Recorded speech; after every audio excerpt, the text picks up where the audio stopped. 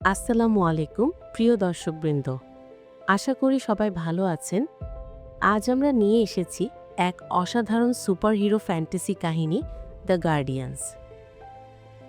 Soviet ইউনিয়নের এক রহস্যময় পরীক্ষাগার থেকে শুরু হয়ে এক ভয়ঙ্কর ভিলেনকে থামানোর জন্য কয়েকজন সুপারহিরোর লড়াই, সবকিছুই আছে এই গল্পে। তাহলে আর দেরি না করে চলুন শুরু করা যাক। ঠান্ডা যুদ্ধের সময় রাশিয়ার একটি গোপন সংস্থা প্যাট্রিক গোপনে মানুষ আর প্রাণের উপর এক্সপেরিমেন্ট চালাচ্ছিল। তাদের উদ্দেশ্য ছিল এমন সুপারহিউম্যান তৈরি করা যারা দেশকে রক্ষা করবে। অনেক এক্সপেরিমেন্ট ব্যর্থ হলেও কিছু সফল হয়। কয়েকজন মানুষ বিশেষ ক্ষমতা পায়, কিন্তু হঠাৎ এক বিস্ফোরণে পুরো ল্যাব ধ্বংস হয়ে যায়, বিজ্ঞানীরা অদৃশ্য হয়ে যায়, আর সেই প্রজেক্ট বন্ধ হয়ে যায়।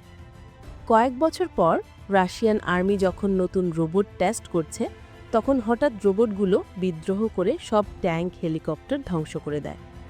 আসলে এই রোবটগুলো নিয়ন্ত্রণ করছে ডক্টর অ্যাভগাস্ট, যিনি আগে বিজ্ঞানী ছিলেন, এখন সাইবর্গে রূপান্তরিত হয়ে মেশিন নিয়ন্ত্রণ করতে পারেন।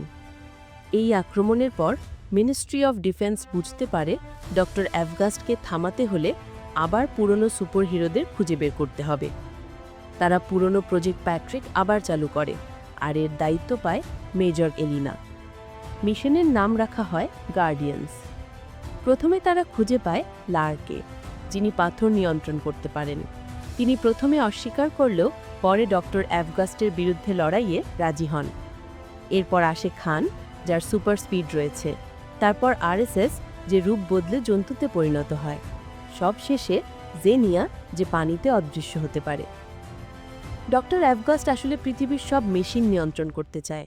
এজন্য সে দুটো বিশাল টাওয়ার জোড়া লাগিয়ে স্যাটেলাইটে সিগন্যাল পাঠানোর চেষ্টা করে। একবার সিগন্যাল চলে গেলে পৃথিবীর প্রতিটি স্যাটেলাইট, প্রতিটি মেশিন তার নিয়ন্ত্রণে চলে যাবে। গার্ডিয়ানসরা তার ল্যাবে ঢুকে লড়াই শুরু করে, কিন্তু ডক্টর অ্যাভগাস্ট অনেক শক্তিশালী হয়ে গেছে। সে তাদের বন্দি করে ফেলে। তখন প্রফেসর ভিক্টর জানায়, একসাথে শক্তি মেলালে তারা ভয়ঙ্কর এনার্জি তৈরি করতে পারবে, যা ডক্টর অ্যাভগাস্টকে হারানোর একমাত্র উপায়। 4 সুপারহিরো তাদের সব শক্তি একত্র করে বিশাল এনার্জি তৈরি করে।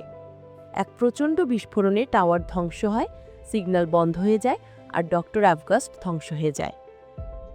মস্কো শহর বেঁচে যায়, কিন্তু গার্ডিয়ানসদের পরিচয় গোপন রাখা হয়।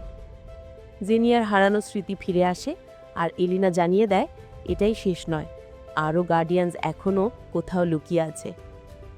এভাবেই শেষ হলো দ্য গার্ডিয়ানসের গল্প। ভিলেনকে হারিয়ে পৃথিবী আবার নিরাপদ, কিন্তু ভবিষ্যতে কি হবে তা কেউ জানে না। আশা করি গল্পটি ভালো লেগেছে। যদি ভালো লাগে তাহলে অবশ্যই ভিডিওটি লাইক, কমেন্ট আর শেয়ার করবেন। আবার দেখা হবে এক নতুন গল্প নিয়ে। ধন্যবাদ।